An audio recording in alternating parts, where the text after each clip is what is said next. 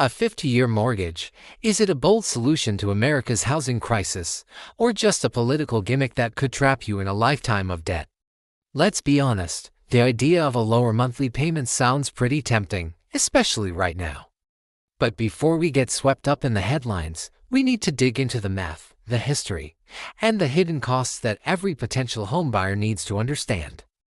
This isn't just about politics, it's about your financial future. So, let's start with the problem everyone is feeling. According to Federal Reserve data, the median home price in the U.S. has skyrocketed by an incredible 42% since just 2020.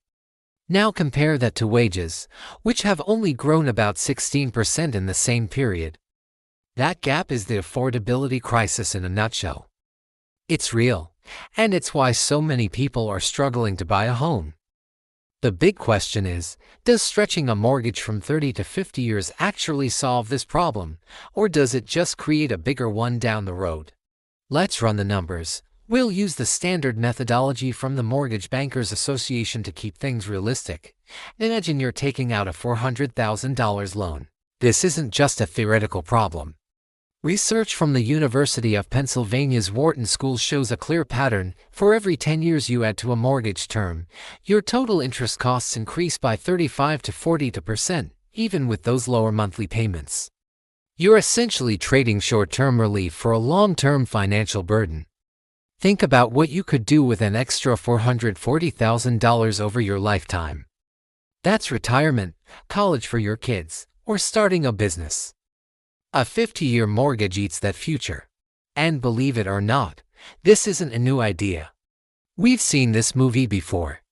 Japan introduced 50-year and even 100-year mortgages back in the 1990s during their own housing bubble. What happened? Well, research from Tokyo University paints a pretty bleak picture. It led to what they call intergenerational debt, where the mortgage was so long that it had to be passed down from parents to children. It created serious problems for wealth transfer and trapped families in a cycle of debt that spanned multiple generations. Instead of building family wealth, it did the opposite. There's also a powerful psychological effect to consider. The National Bureau of Economic Research has studied this and found that mortgages longer than 30 years can create something they call the perpetual renter syndrome. Because you're paying so much interest and building equity so slowly, especially in the first 2 decades. You never really feel like you own your home. You're making payments, but your net worth isn't growing.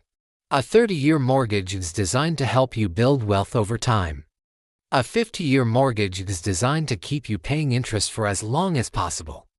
On top of all this, there's a huge practical hurdle. In the United States, we have something called the Qualified Mortgage, or QM, rules. These were put in place by the Dodd-Frank Act after the 2008 financial crisis to protect consumers. Right now, those rules basically prohibit mortgage terms longer than 30 years. To make 50-year mortgages a reality, Congress would have to pass a new law. And it would force a massive adjustment in how lenders manage their risk and capital. It's not a simple switch to flip.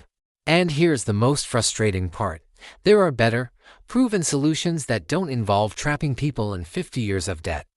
The Harvard Joint Center for Housing Studies has laid out several evidence-based ideas. First, expand down payment assistance programs. Studies show these programs can increase homeownership by as much as 18% for qualified buyers. Second, modernize construction regulations. Outdated rules and zoning laws can add tens of thousands of dollars to the cost of a new home. Streamlining them would directly lower prices. And third, create targeted tax credits for middle-income and first-time homebuyers to help them bridge the affordability gap.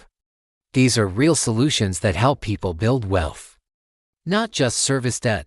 What's really concerning is who gets hurt the most by these risky financial products.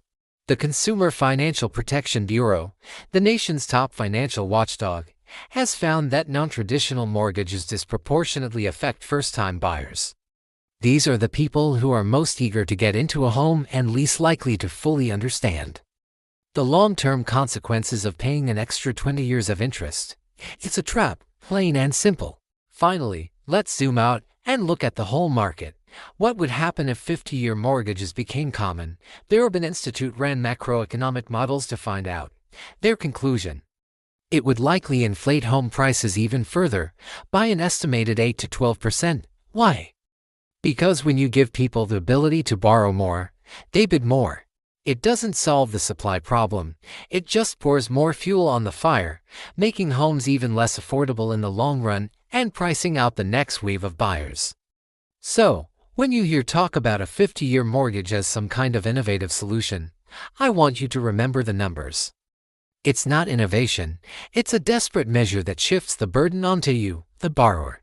It is a path that can destroy your financial future for the illusion of a slightly lower monthly payment. Don't fall for political gimmicks that sound good on the surface. Your goal should be to own your home, not to rent it from the bank for half a century. Please, share this video with anyone you know who's thinking about buying a home. They need to understand the real math behind these proposals. For more data-driven analysis that cuts through the political noise and focuses on the reality of housing and finance, make sure to subscribe. Thank you so much for watching.